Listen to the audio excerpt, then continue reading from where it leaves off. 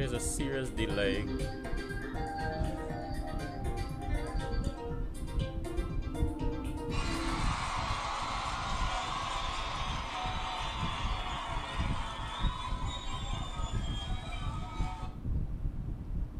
Good evening once again. I am Selwyn Collins, your host on CWS. Thank you for joining us.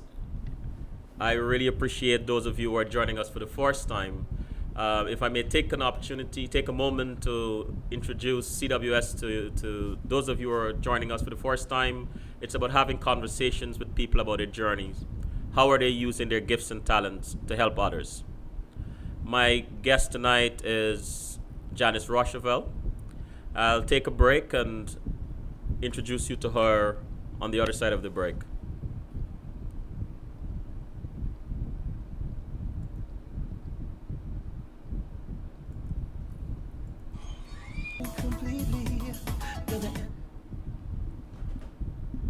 We are back.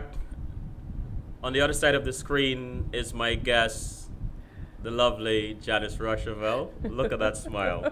And I love the rose. How are you? I'm good, thank you. How are you? Very well, thank you. Thank you Good. for coming. Thank you for joining us. Thank you for having me. Wonderful. Are you comfortable? I am comfortable. There's a nice ocean breeze Ah! flowing by here, which is very nice. I am going to start by asking you, what makes you giggle uncontrollably? Oh, everything. Uncontrollably giggle. Stories that my family tells me. Mm-hmm. Um, just any kind of silliness. Lots of my friends will tell me that I pretty much laugh at anything, which is kind of a terrible thing, but it's true. Okay. I laugh at a lot. So where did you grow up? I grew up in a town on the Jersey Shore Mm-hmm. called Red Bank. Red Bank. Mm-hmm. Mm-hmm. And it was, in retrospect, it was a great place to grow up. Cool. I don't think I knew that at the time because it's like a really quiet town and, but it was a good place to grow up. I had a really good time there. So in retrospect, why do you think it's such a good place to grow up? I mean, it has its challenges, don't get me wrong, but it also is, it's a good community. Mm-hmm. I mean, even when I go home now, I definitely feel really that is home to me because I sort of spent my formative years there. Mm-hmm. Just a sense of community. You know people know you. I'm idealizing it because it's got lots of challenges, but it was a great place to live and grow up. Wonderful. Because of the sense of community. It's kind of how the things I learned there about community are things I still really value. Okay. And so how do your school friends remember you? God, I don't know. I was kind of nerdy. Really? Yeah. I was Uh-huh. pretty nerdy. I think that's probably how they remember me. We'll get into that later. I see. And was there a teacher who had a particularly strong influence on your life? Tell us about that person. Sure. Actually, I just saw her recently. My fourth grade teacher, Miss Monty. Miss who? I mean, Miss Monty. Uh-huh. Although I had so many great teachers in that school system, and they were really, they cared about me. They also taught well. They really communicated and articulated what they were teaching in a good way. I had a great teacher in high school who taught me sort of the basics of writing that I use to this day, Mrs. Betta. So I did kind of get it at the time. I wasn't getting great grades, but when I got to college, that was when everything kind of dawned on me, and I was really thankful to her because, she sort of forced me to think about the structure of writing and why it's important to communicate ideas in a certain way to really have maximum impact. So yeah, there were so many great ones, but those And two. you're a teacher yourself. I mean, you're a community organizer. You've taught. Yeah. Has any of her have you learned anything from her that have impacted the way you teach people? Or or influenced the way you teach people? I'm sure, like through osmosis, that Right. probably happened. I don't know if anything specific. I think I'm a kind of a tough teacher Mm-hmm. in some ways. Okay. And she was really kind of uncompromising in how she graded and what she expected from us as students. And she was really kind of unyielding. And at the time, I thought, man, this is really tough. Unyielding. Yeah, well, and she was one of those teachers. I mean, she was teaching English, so of course she was really, very severe about spelling, and I've always been a really bad speller. Mm-hmm. And so she just, it doesn't matter how great your argument was, if you just couldn't, like, get it together and spell right or do the grammar right, she was like hammering you. So that helped me. I didn't like it at the time, but it helped me. That word unyielding. Mm. Can I say it's like a living epitaph on your personality? That makes me sound very severe, but it's probably kind of true. It leads me into my next question.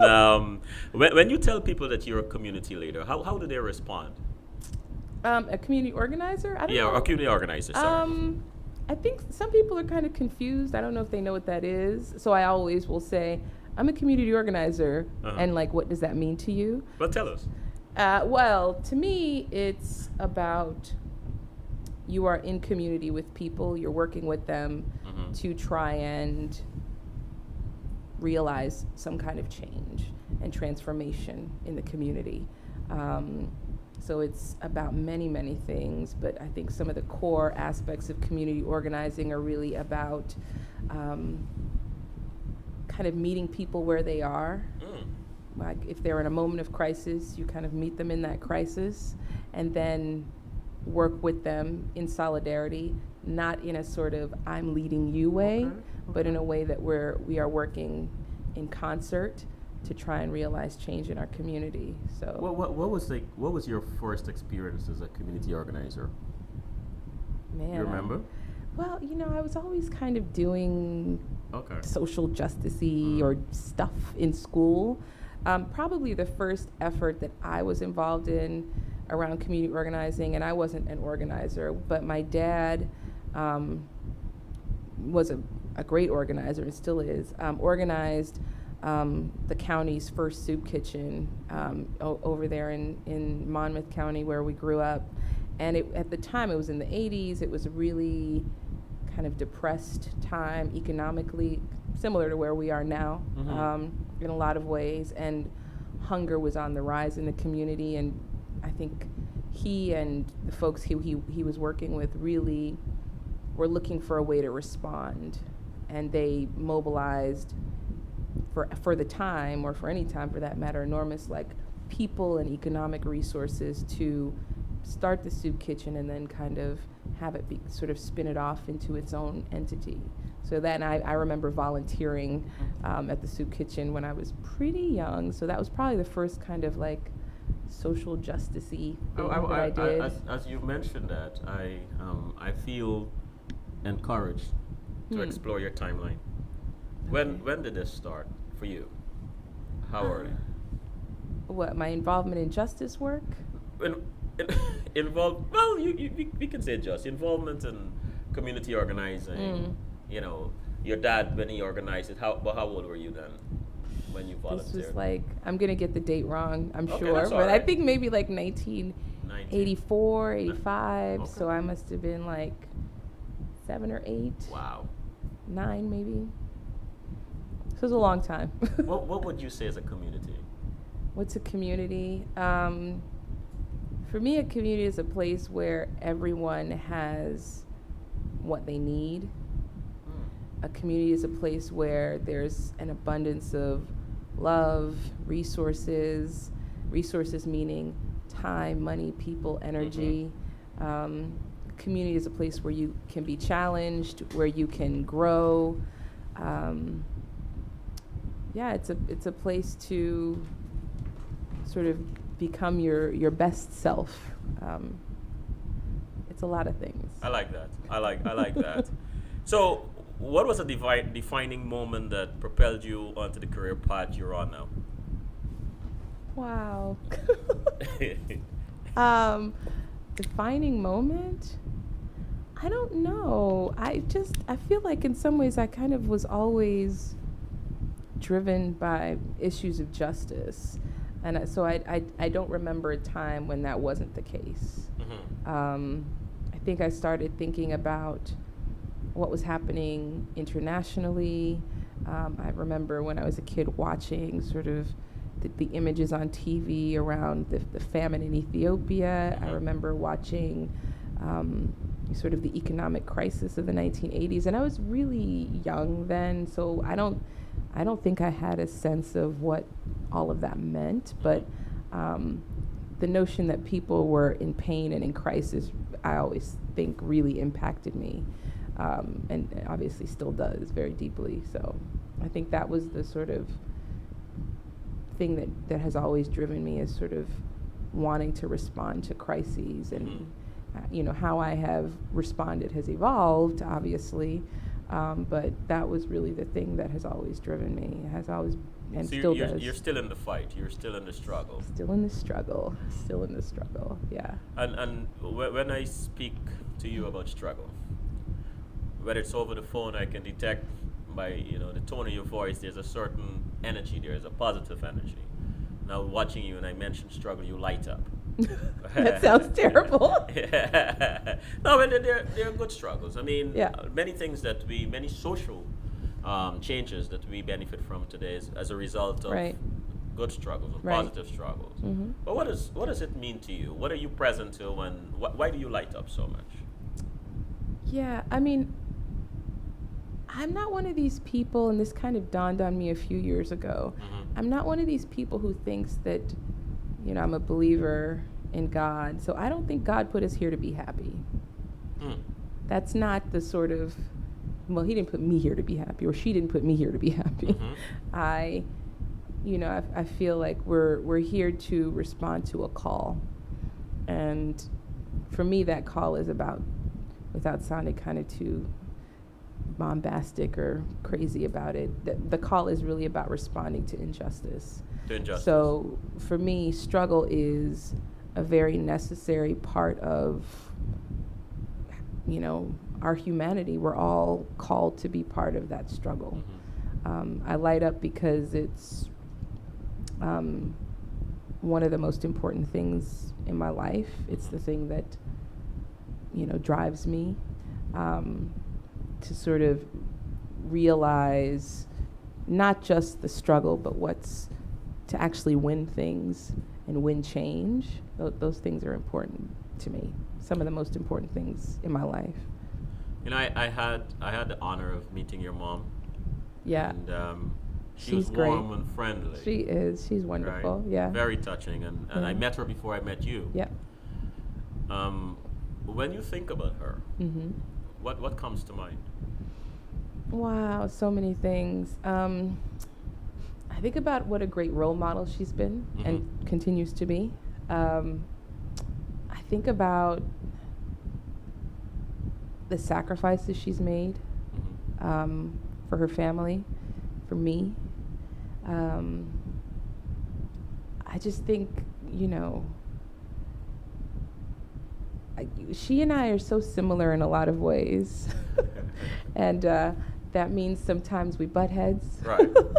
But I just honor her because she's so intelligent. She's, I always say my dad really kind of opened my mind to social justice, and my mom really was the one who taught me about kind of the justice of dealing with people as human beings, the sort of one-on-one justice in the world that is so important to like building communities and building movements. So I think about her as kind of the ultimate role model and inspiration and test for me. It's almost it's almost silly to ask someone who is a community organizer if they are a people's person. But I'm going to ask you that because I roll like that sometimes. Right. Are you a people's person? I am. I love Yeah. people. Uh-huh. I think it's great. I love meeting people. I love talking with people, finding out what their life story is about, who they are. what their dreams are, what they need, what they want for themselves and their families and communities. I love people. I also love being by myself. I mean, I really do. I need to sort of have my Janis time to like rejuvenate. But yeah, I love being with people. Also energizes me at the same time too. Let's break. Let's take a break. Let's take a break. Okay.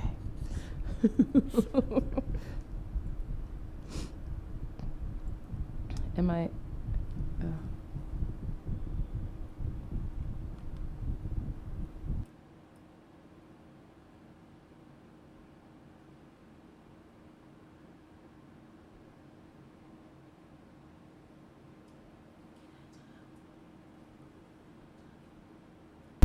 Yeah, go ahead.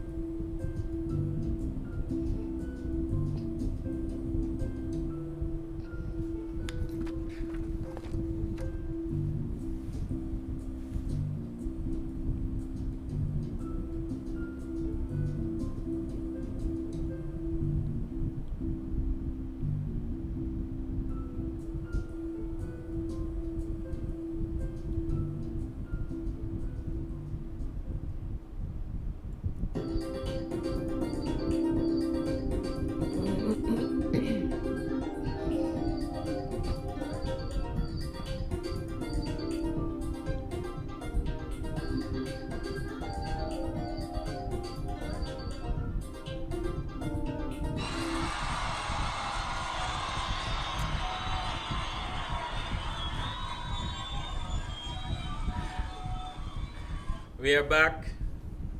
The lady next to me. I need that applause track in my apartment. Janis Rosheuvel. Janis, Yes.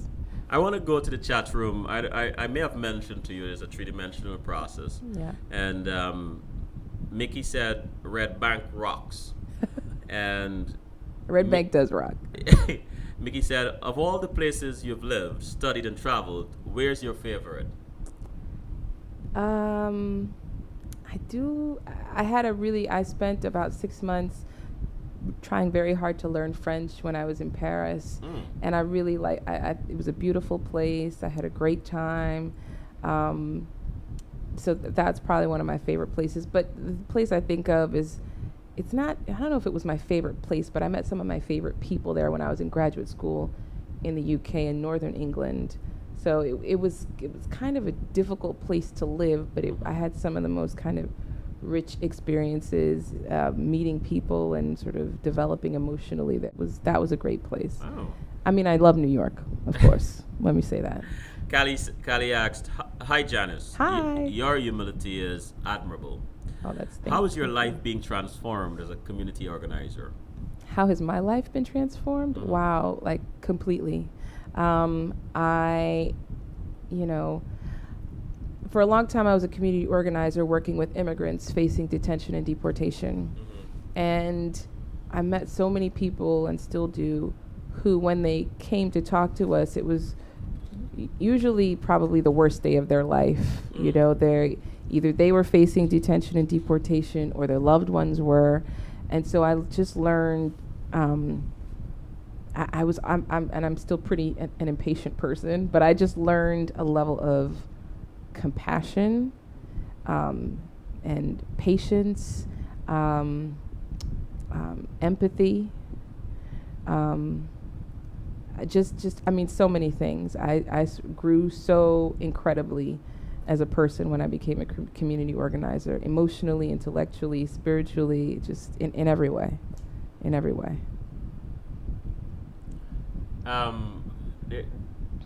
Let me shift back to a question. I'll go back to the chat room in a second. Whose voice do you hear when you think of your parents, and what is that voice telling you? Well, I always think of my mom and dad. They, a few years ago, when I was organizing really intensely, something kept coming to my mind when I thought about my mom and dad, and it was, that they have, at that point they hadn't been together for 40 years, but they have since been together past 40 years. And, have always been involved in their communities in Guyana as well as here. And I thought, wow, I didn't realize how admirable and inspirational it was to just get up every day and try really hard to live with integrity. And that's, when I think of them, that's what I think of. Integrity. Meaning really trying hard to be honest, do the right thing. That's a hard job. I like that. It's a hard thing to do. I like that. Callie asks again, are there common themes across the globe regarding social justice issues for women? For women, certainly. I would say what's sadly common is the sort of second-class citizenship that women face but in every part of the earth, right? So, and it's realized in different ways, obviously. In some places, it's about pay inequity, like in the United States. Right. In most places, it's about women not having the freedoms of sort of bodily integrity. The threat of violence is sort of prevailing everywhere. Something that women face.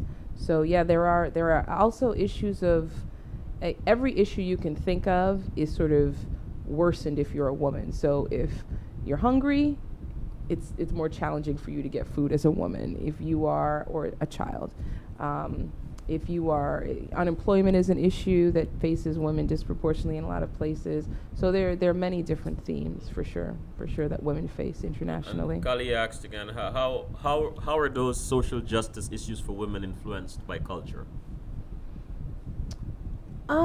It's funny, I hear the sort of like and I'm not sure exactly what she means. I'm going to sort of take it the way I'm understanding her question, but I sort of hear the culture argument talked a lot about in reference to women's oppression. Well, this is the way our culture sees how women should be in the world. And I'm not sure, and different people will answer it differently, but I take issue with the notion that culture is the sort of the main issue about why women are oppressed.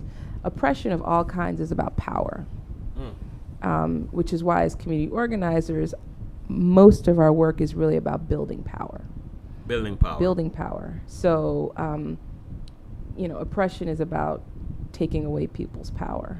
So, culture can take away power. People with power can take away power. There are lots of different ways to sort of strip people of their power. But, I mean, the great thing about organizing is that it really is a critical tool to help people regain and rebuild power. I wonder if Kali meant when they asked that question, if there are certain specific, certain cultural, certain cultural norms that are more prevalent in certain kinds of injustices in women. I know, and you've traveled extensively. We'll get into that just now. In Africa and so on. Yeah. I'm sitting here just wondering if that's what they meant by that. Yeah, I hesitate to sort of say that a specific culture makes life worse for women. I think it's a matter of, maybe it's a matter of degree. But, when I think about oppression that women face, I don't know, in South Africa versus oppression that they face in the US or in the UK or in France or Guyana or somewhere else, I go back to her original question about themes, and sort of there are very similar things happening to women in a lot of different places.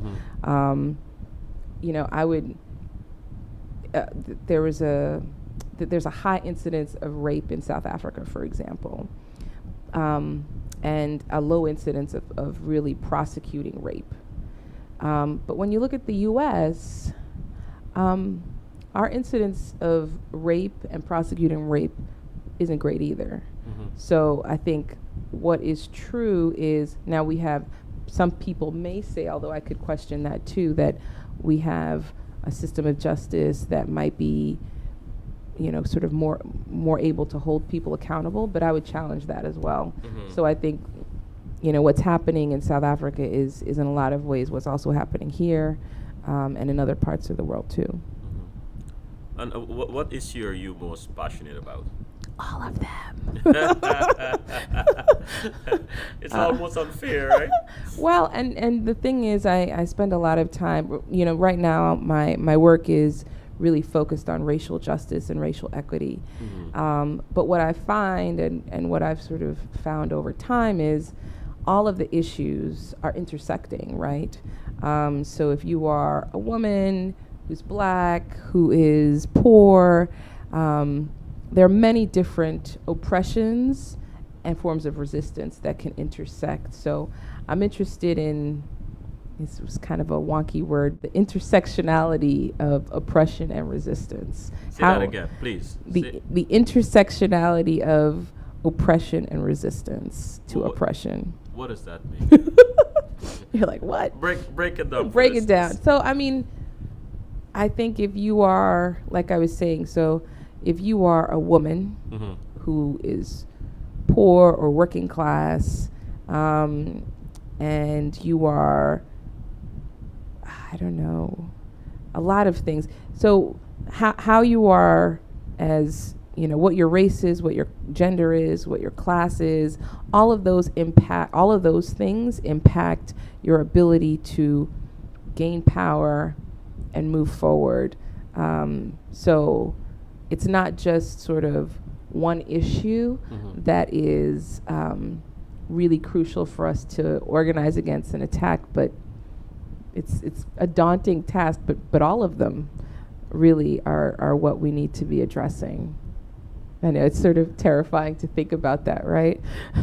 But what drives you? I mean, what keeps you going with all the obstacles that I can imagine coming your way? Right. What keeps you going? Well, I used to say it was my rage at injustice, but I'm learning very slowly that I went to a great workshop this weekend, and people there were talking a lot about love, and that I'm still, I feel a lot of rage when I see what injustices are sort of playing out in society, but I also am more and more kind of,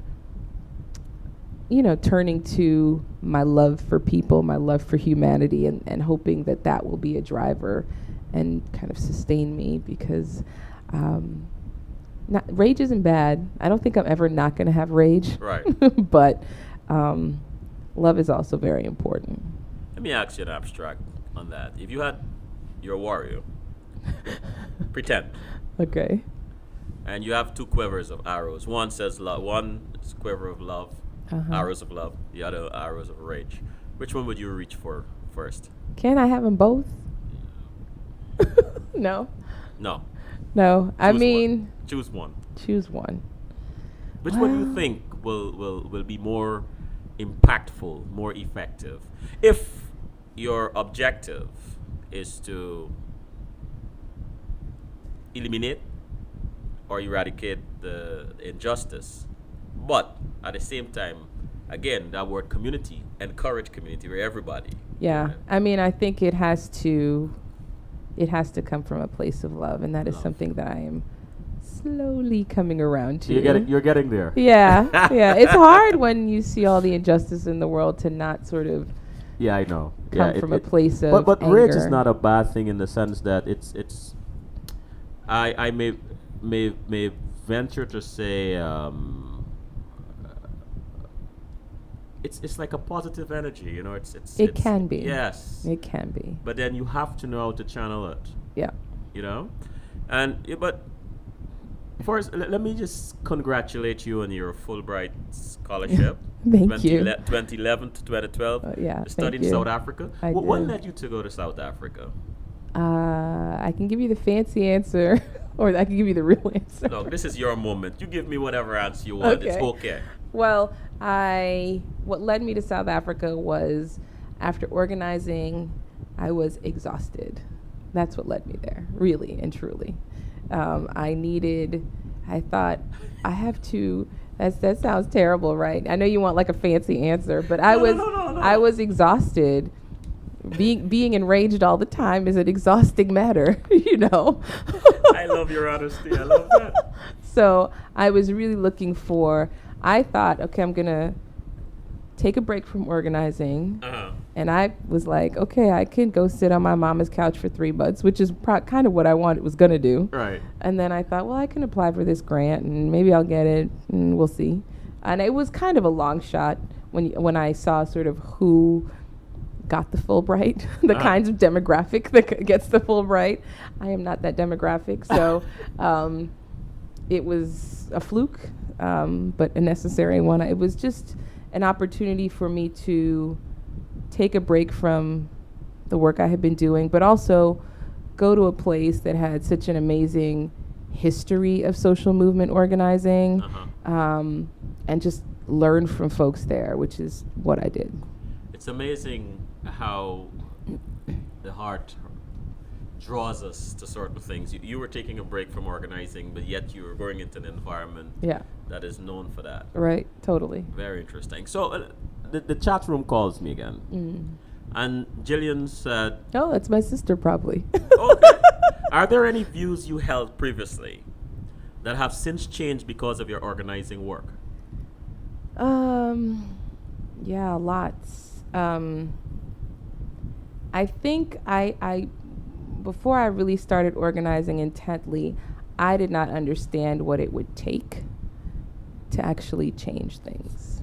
I think I was really, I don't know if I was naive, I was just clueless. This is interesting. I really was just clueless. So I think I have, Yeah, I used to think, and I was exhausted by organizing, because I was running the race like it was a sprint, and I didn't understand that we are in a long-term marathon struggle, so that I have to think about how I work differently, and also think about that we have time to infuse our movements with love and compassion, and not just let's just work as hard as we can for as many hours as we can, but just doing it differently. That's What would you say caused this transformation? being exhausted. Being exhausted. Totally. Wow. It was a really because I really thought I could keep going, and then I was just worn out. And then at that point, my perspective had to change. It was. But here's the thing I want to ask you, and then you're very experienced in this. Change can be subtle, and then it can, like growth. It's almost impossible to recognize when growth is taking place. Right. Or change can be grand. Now, as a community organizer, as a maturing community organizer, how do you recognize when your efforts have produced some kind of change? Do you have a metrics? Do you look for something, or? I think there are lots of different ways to measure. Okay. And that was certainly one of the things that I sort of learned. If you think about, for example, the civil rights struggle, the struggle for Black freedom in the U.S., or even the apartheid struggle, there were huge moments in those struggles. The winning of the Montgomery bus boycott, for example, or the end of apartheid, many, many things. But those were kind of signposts. There were so many wins along the way. And that's kind of what I discovered in organizing, is that, if we don't get the senator to sign our petition today or to receive our petition today, if we make his life really uncomfortable, that's a win. If we are able to do community education seminars in 12 different communities, that's a win.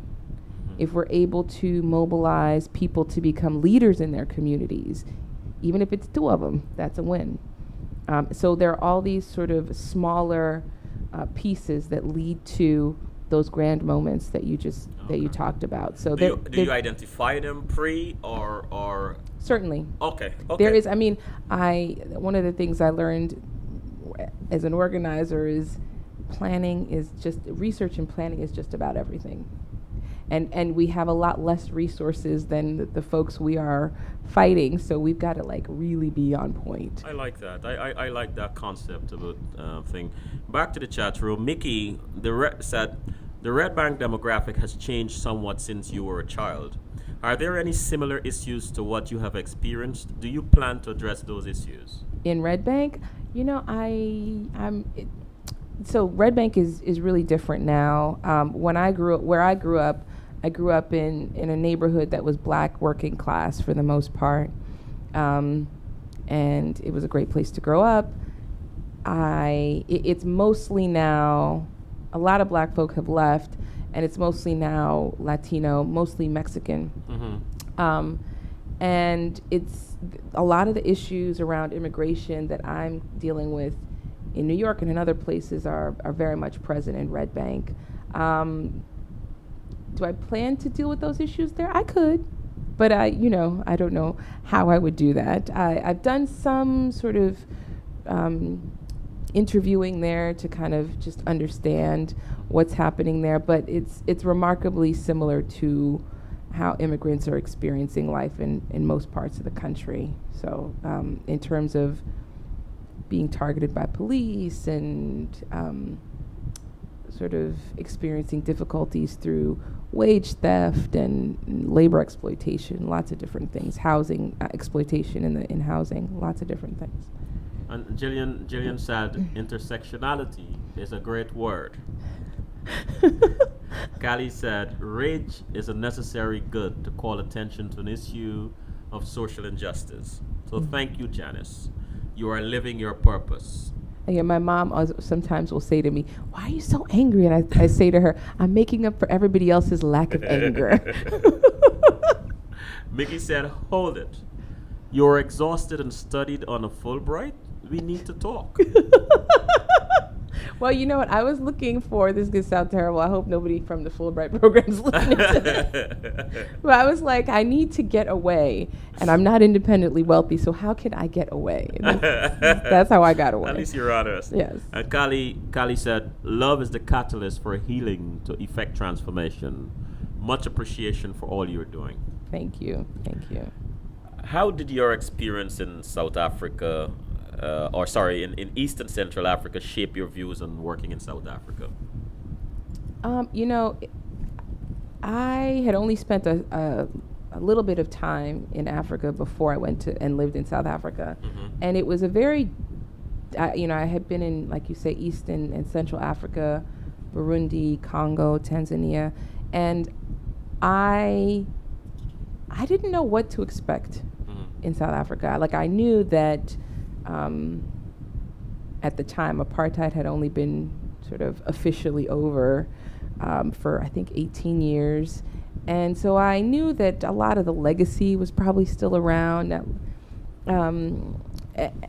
So I would say that my visits to other parts of Africa did not at all prepare me for South Africa, because South Africa can be a difficult place. And for me, I realized that I was there with a whole bag of privilege that most black people who are there don't have. Even with that privilege, it was still a challenging place to live. In a lot of ways, a lot of the structures of apartheid around housing and education and economically are very much still in place. So it was amazing to see and inspiring to see all the folks, organizers, who were, I go and I find my people, who were really just working so hard to continue undoing those structures. So it was a very different experience. I don't know if I had any sort of grand expectations, but it was a challenge. Did what you see enrage you? Completely. It did. Absolutely. And what did it do for your exhaustion? Well, the good thing was I was there, I was studying, I was researching, I was documenting, but when I was ready, I went home and I took a nap. Took a nap? Well, because I was engaged, but I wasn't, I was much more of an observer in a lot of ways, and a documenter. Mm-hmm. So that puts you in a different role. As social media, I know you did a lot of media. Well, a lot, some. Okay, you did some media. How much of it is social media? Some of it was social media. I did most of the media and documenting stuff that I did there was, I did they're not really podcasts, but I did sort of short radio pieces. Okay. I did a little bit of writing too, for different independent outlets, mostly here, but some in South Africa too. And did it help your cause in South Africa? Well, I don't know. I think so. Mm-hmm. I think sort of documenting struggle is really important. Okay. So I think, in that regard, I think it was helpful. Did you meet anyone that made a positive impact on you? Lots of people. Lots of people who were. I worked a lot with migrants who were in South Africa. I also worked a lot with people who were academics. A lot of people doing community-based work. I worked a lot with folks doing housing rights work, people who live in shacks. There were just so many people doing environmental justice work. So it was really awesome to see how people are organizing themselves for justice there. Jillian asked, what do you think is the most pressing social justice issue in the U.S. right now? Oh, Jillian, man, there's so many. We have these conversations all the time, she and I. race is so much on my mind because it's my sort of everyday work now. I think economics, Economics. closely tied to the environment, because I don't think you can separate them. Mm-hmm.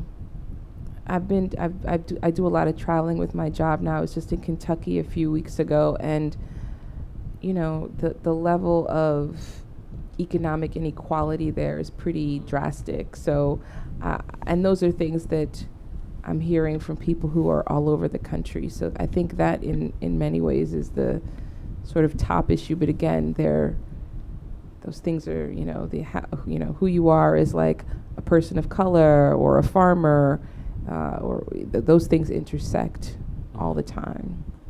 All those different things will come together. Lots of opportunity to be enraged. I am so glad Yeah. that you were exposed to the whole concept of love, because we need balance. Yeah. We need balance. I mean, Yeah. rage is good, as Callie said. It's necessary when you're pursuing a struggle or fighting for a struggle, or fighting injustice. But love is also very important, Yeah. because it gives you that gives you other tools. Mm. And Deborah said, "So proud of you. Sorry I missed most of this." Oh, thank you. So we spoke about immigration, and we were just talking about the social inequalities, economic inequalities, and so on. And one of the things that I am present to is xenophobia. Mm-hmm. And so I ask, how much has your exposure to xenophobia in America, helped in your research and grassroots models to prevent it in Africa, in South Africa? Yeah, I mean, it was, I gained so much sort of context for how xenophobia happens, why it happens here in the U.S., and in some ways I'm sad to say, but most countries around the world who are kind of high receivers of migrants, like South Africa, like the U.S., like Western Europe, other places, are really adopting similar models to, as they say, manage migrants, which in many ways amounts to punishing migrants and punishing migration and criminalizing migration. So what I learned doing immigrant rights work here was really essential to help me understand how it's happening in South Africa. So you'd say this is a deliberate plan? I mean, deliberate Yes. strategy? I think so. I think so. I think, what I always say, like, borders have only existed for kind of 1% of human history, but we act like they are, they're how we organize ourselves now, so we act like they're the most important thing. But human migration is a really natural process, right? That has happened over millennia. So there is an effort now to really understand migrants as commodities, right? Come here, work cheaply, and when we're finished with you, we will deport you, we will expel you, we won't renew your visa. Almost like contemporary slavery. I don't think that's too far off. That's sad. It is sad. Just to pull us. Well, let me ask this other question. I want to pull us out of this abyss we were falling into. Yes. Well, let me ask you this. I have a scenario. Okay. Before my question. There's an election. Okay. And journey with me on this, huh? There's an election. You're the next president. Right? I wasn't born here. I can't be the next president. Well, journey with me, I'm please. journey. Okay, let's journey. Let's journey. Please. Yes. And you have all this power, right? Or perception of it. Depends on how you look at it, or what you know. But anyway, with all that you know, your community organizing, your rage, your experience with xenophobia, immigration, give me 3 things that you will pass to, like, ease the pain and suffering on the less fortunate, the disenfranchised, you know? Only three? Well, go for it. Well, I will say that I'll journey with you, but my premise is probably that I would never be president. Not just because I wasn't born here, but I kind of see myself as being outside of the system and really kind of pushing the system. But if I was in it, Right. in a more, I mean, I'm in it now, but I'm, in a more sort of. So you had the power to make some If change. I had the power to make change, so if I was thinking about just kind of, we talked about this a lot, like if I was thinking about just dealing with the current crises. Yes. Universal health care. Uh-huh.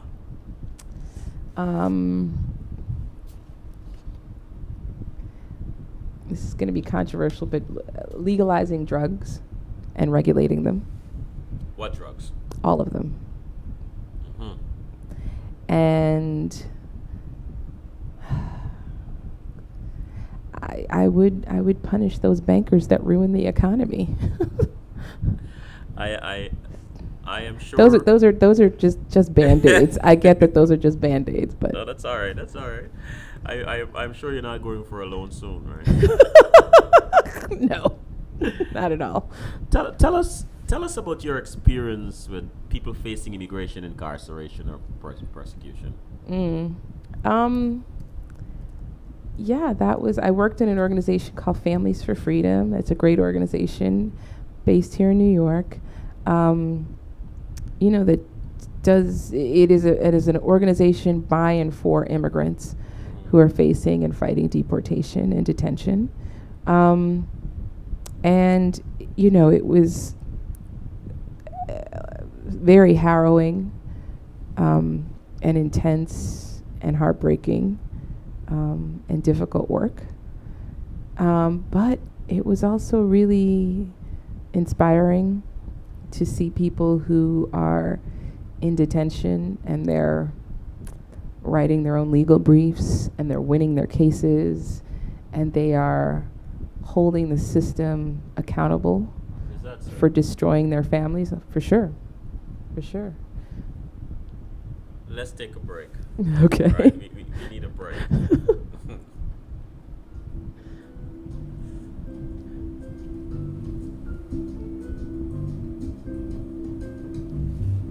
Who are these people?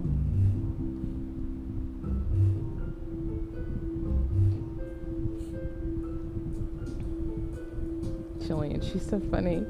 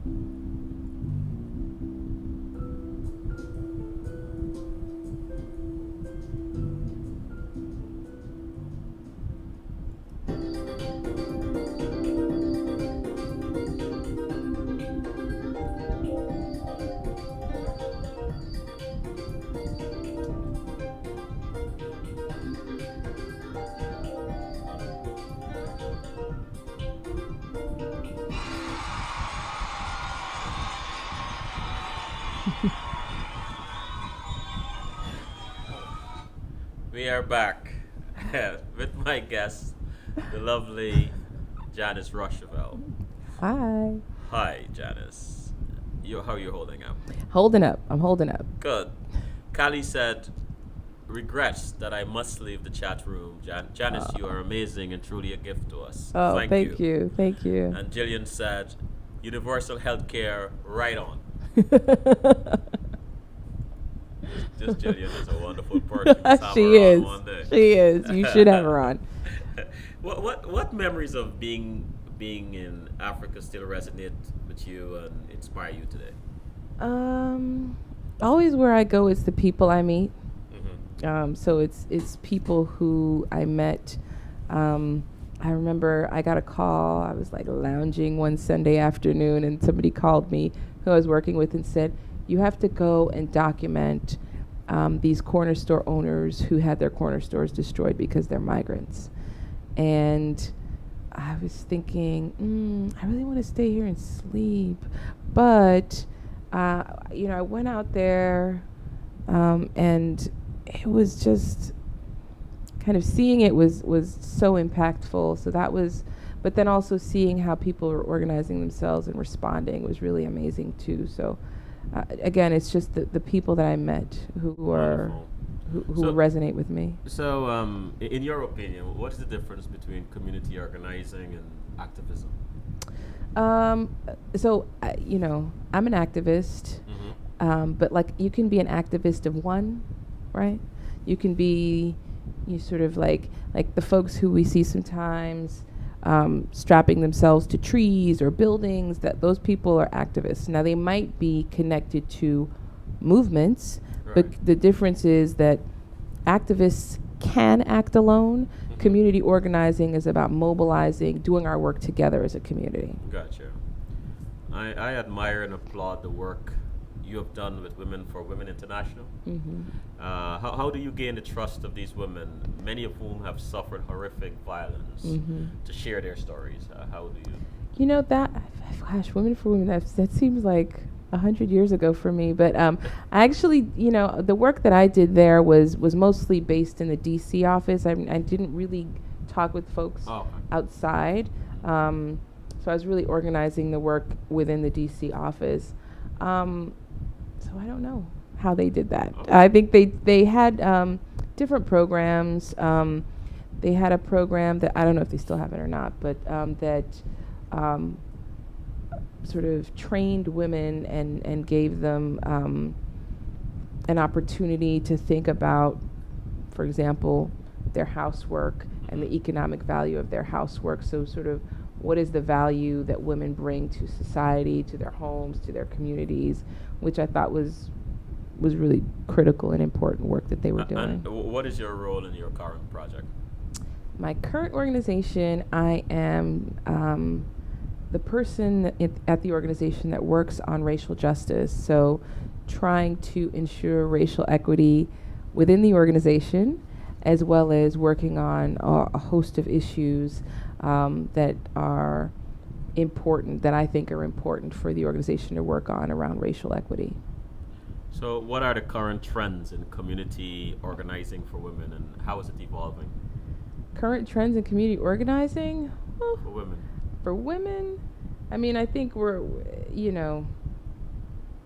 it's different. I think trends in community organizing, there's so much injustice in the world. I think a lot of times as organizers, we're really just thinking about how do we mitigate the injustice. Mm-hmm. I'm not sure.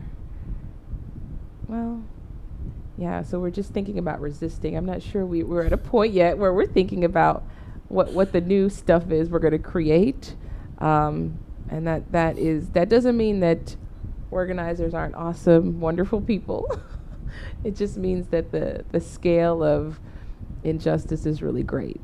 It brings me to my next question. What is the quality that you value in a good community organizer? Persistence. Persistence? Yeah, you got to be persistent. I like that.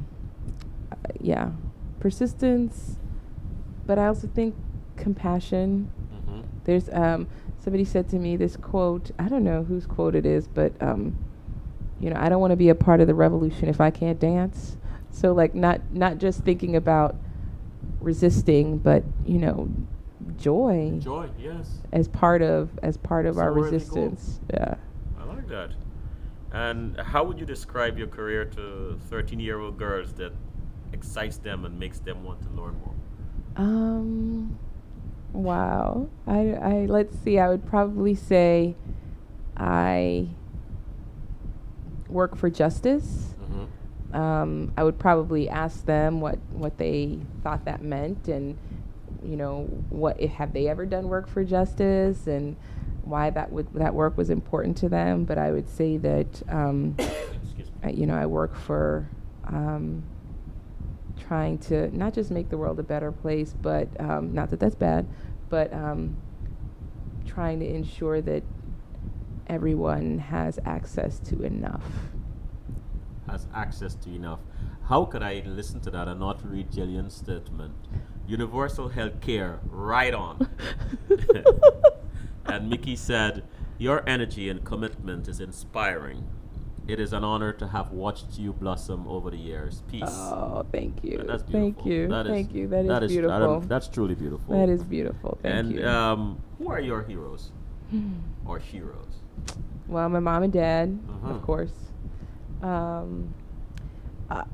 All the women who came before me, I think about my grandmothers, my aunts, and all the women who I didn't know, but who sacrificed so that I could be where I am, have access, and have the ability to do the work I want to do and need to do. My heroes are also people, sort of elders in the social movement world who have stayed committed over many, many years, many exhausting years of struggle. I'm more and more often kind of looking to them and seeking mentorship and inspiration from their work and their struggle. It's based on what this show is about. It's informing and enlightening people and encouraging them to step beyond their limitations. That I don't ask you about mentorship and role models.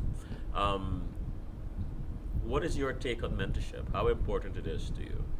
It's so important. I think, I have a really great mentor. His name is Subhash Katil, and he's one of many, but he's really the person who kind of deepened my consciousness about community organizing. And it was through kind of really concentrated one-on-one mentorship.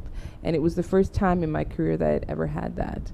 And I knew that before then sort of something was lacking. And I didn't realize what it was until I had that experience. So to me, mentorship it's still something that I need and want and seek out. It's essential. And what about you being a mentor? I don't know if I've mentored people. Maybe I have. But I think if as a mentor, it's really important to understand, as we were talking about before, it's not about you. Right. Yeah. Right? Very important. When I call mentors that I have, people I consider mentors in my life, they listen well. Mm-hmm. They don't tell me what to do, but they give me room to actually think more critically about what I can do. And if I say, I need advice, I need you to tell me what I should do, they might give me a suggestion, but then really help me understand that it's all up to you. It's up to me. To you, a good mentor doesn't infuse their ideology or ideas into No, you. and they're concerned with you. Mm-hmm. And sort of lifting you up and honoring your skills and your worth and your knowledge. And so they're not trying to dictate to you, but they're really trying to help you kind of realize potential in yourself. I'm really touched by that. I mean, it is so important to have good mentors. And a wise man once told me years ago that to be balanced, to be in equilibrium, as a person, you must have one person, somebody that you look up to, Mm-hmm. and somebody that looks up to you. Mm. I said, wow. He said, someone who, if you're angry, you're going to do something out of that anger. That if they say stop, you will stop. Mm-hmm. And there should be somebody that reveres you or respects you in that way. Hmm. And that stuck with me. Hmm. You know, that balance, you know. Well, I definitely have the people in my mind who are saying stop. And you will stop? Yeah, for sure. Well, most of the time. Most of the time.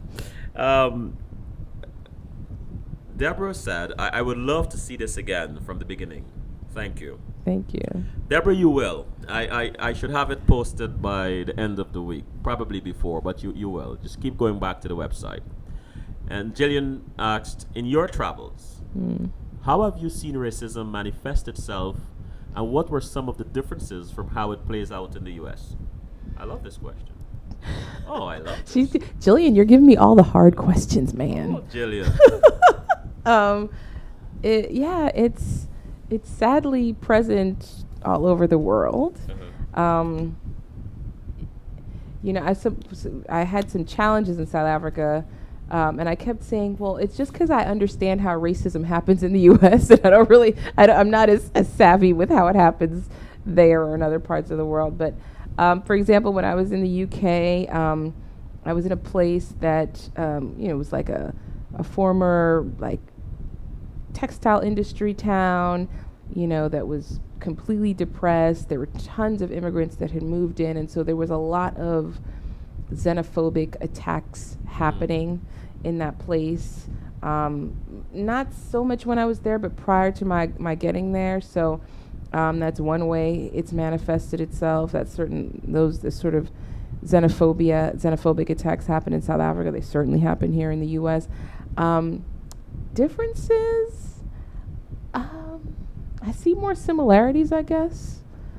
Sure, there are differences, I guess, around, who the xenophobic attacks are targeted against, maybe. But I definitely see more similarities Okay. than How I do differences. long you spent in South Africa? A year. A year. Mm-hmm. Was it transformative? Yeah, I would say it was Yeah. transformative. What was the greatest lesson you learned? Or one of the lessons you learned? Man, so many. So much of it, it was because it was sort of my escape in a way. Uh-huh. I spent a lot of time really just with myself. Uh-huh. So I spent a lot of time, I don't know how this is going to sound, but sort of meditating and being in prayer and contemplation. And I spent a lot of time reflecting on my time organizing here in New York. So I was transformed in the sense that I really came back with a sort of diehard mission of trying to do organizing in a different way, in a sustainable way, so that I don't run into burnout again or as quickly. So that was a transformational thing for me that came out of that trip. I was I feel like I'm transformed every time I, encounter people who are doing social movement work. Right. Looking at the ways that they're doing it that are maybe a little bit different, or seeing, drawing connections between work that I have done or work that I've seen. So that stuff is sort of constantly transforming my perspective and what I think is possible, or what could be possible. I'm honored to be sitting in the presence of a community organizer, one so astute, That's very kind. one so passionate. And so I think of some names. I think of Rosa Parks. I think of Winnie Mandela. Mm-hmm. I think of even Maxine Waters. I think of the late Martin Luther King's wife. Uh-huh. When you hear these names, Mm-hmm. queens, Right. icons Right. in our history, Mm-hmm. what comes to mind? What are you present to? Of course, they're great women who were not perfect, Mm-hmm. So I definitely I like that. Yes. I you know I love icons, but I love humans. I love their humanity. Yes. So I love not that they were flawed, but I kind of love that they were flawed, Uh-huh. and are flawed. Maxine Waters isn't gone, but I love that. I just think about the. I mean, I cannot imagine the sacrifices that they made. Yes. Um, and I feel honored. I cannot shine their shoes, so I could not be mentioned in the same breath with them. But I feel honored that I could learn from them and be standing on their shoulders. I like Honestly, that. yeah. I like that. I want to take a break. And before I go, I want to read Mickey's statement. Jillian, remember, pay back. Exclamation, exclamation, exclamation, Uh exclamation. huh. I don't know. Maybe there's a private thing I don't know what that means. you, Mickey, and Jillian. I don't know what that But means. But maybe I'll learn after this show. I want to take an opportunity before we go on a break to speak a bit on a part of CWS that I am going to unfold in the next several weeks on youth. If you are on the website, there is a page called Youth, and the reason for this is because I believe in such a thing called positive peer pressure. I believe that, and what the page does, it highlights youth who have been on the show, will be appearing on the show, and then there are many more to come. And the reason why I'm pushing this is because I believe that there are many young people around the world who are suffering from different things, insecurities, social inequalities, prejudices, and all these different things. And I believe that not only adults can inspire and encourage them to step beyond their challenges and limitations, and this is where the whole concept of positive peer pressure comes in. Their peers, other young people who, regardless of their circumstances, are doing positive things, are doing extraordinary things.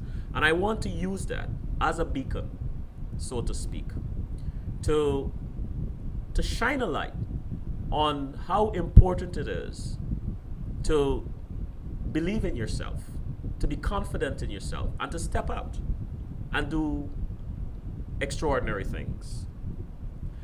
I also came up with an acronym called POP, and it means two different things: power over prejudice and position of power. So when young people say to me, I will pop, I believe them. When they say they can change things, I believe them. And I am encouraging you and I'm asking you to believe in them too.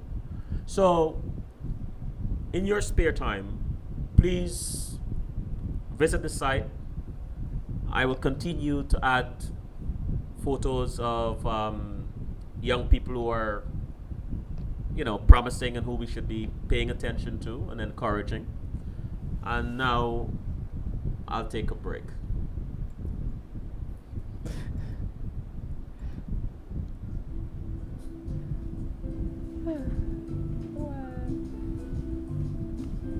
Oh, my sister.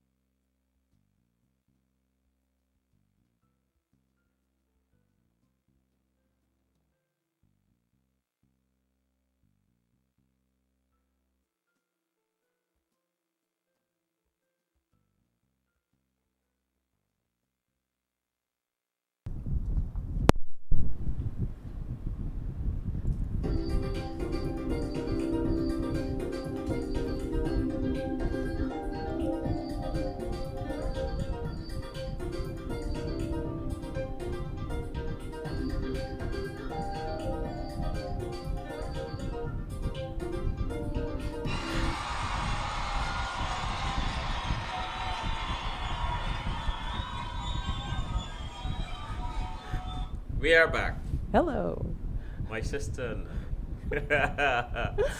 we're having a good time, aren't we? We are having fun, yeah. Wonderful. I like this. This is a three-way. You and my sister are actually interviewing me right now. That's good. Your sister's Three-way Jillian? interview. Your sister's Jillian. Yes. Wow. Yes. Well, in the chat room, Deborah smiled, and I just posted this comment that success is courage, strength, passion, dedication. When you'd say they can make a positive impact on the world, we believe them. When they say they will pop, position of power, power over prejudice, and the rest should be, we believe them. So, back to you, my friend. Back to me. If you were not in your current career path, what would you be doing? So in my mind, I would be a singer. A singer? But in my reality, probably not. Yeah. Ah. I thought about that, but I have really terrible stage fright, so that would never work out. You have stage fright. When I'm singing, yes. Oh, when you're singing. When I'm When singing. you're singing. Yeah. And what do you miss most? What do you miss about your time in Paris while you attended the Sorbonne?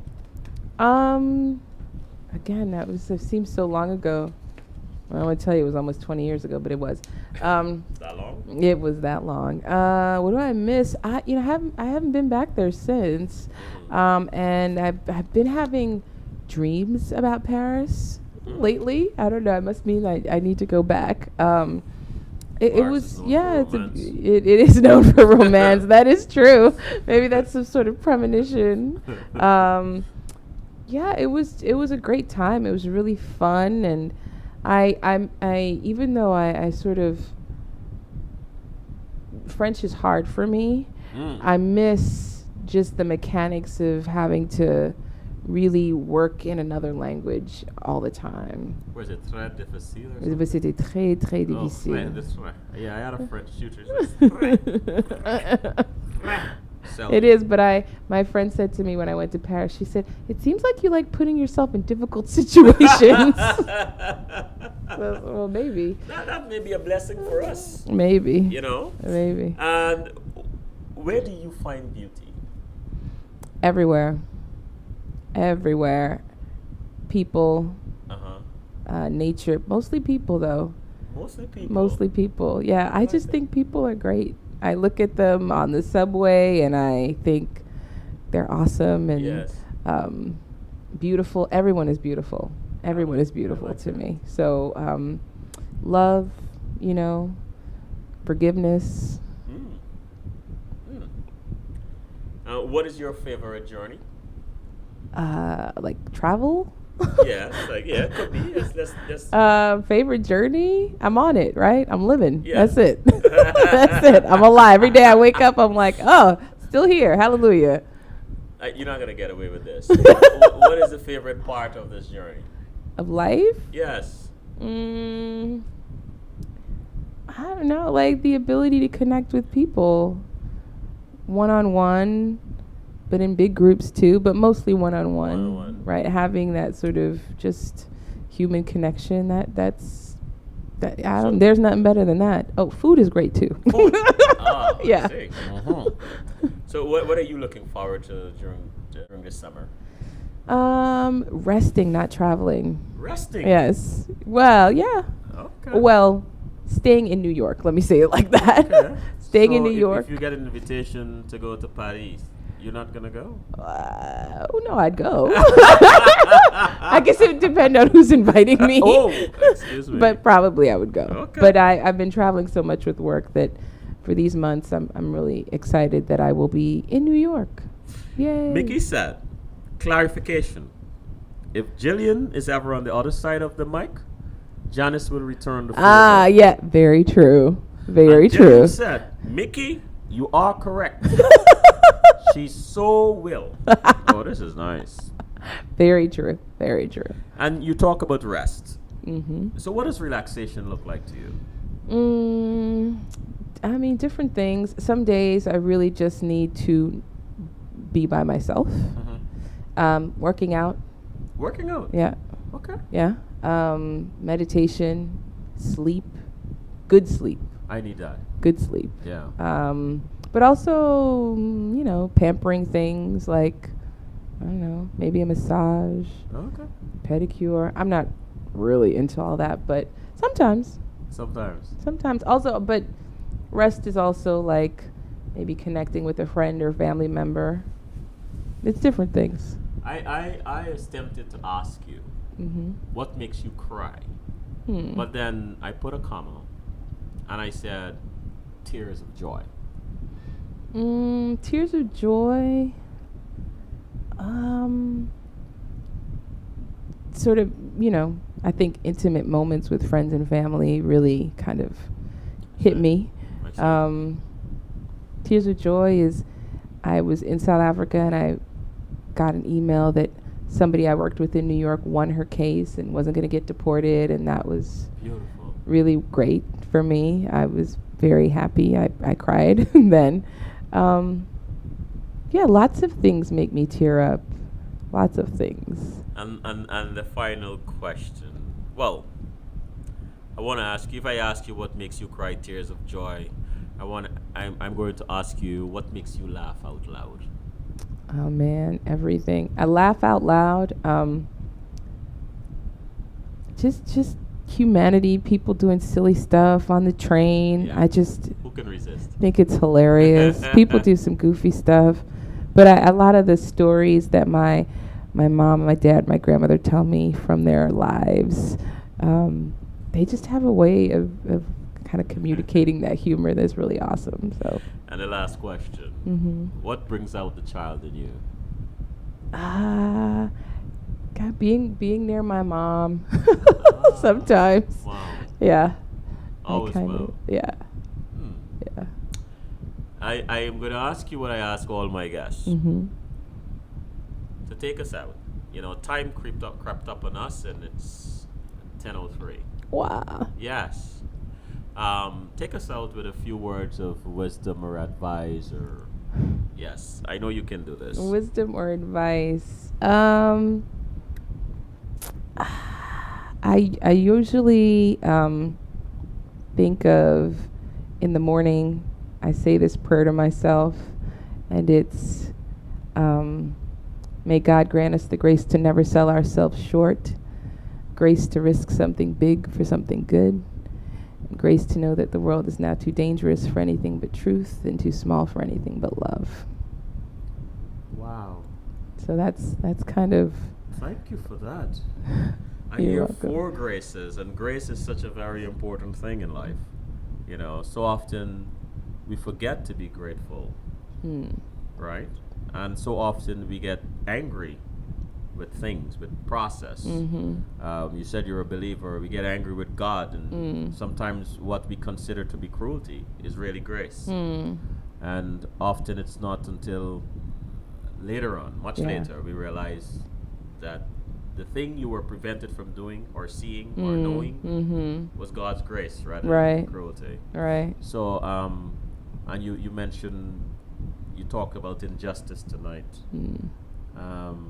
And that is so important to fight for injustice. They say where there's injustice anywhere, none of us, there's justice for nobody, Right. actually. Right. And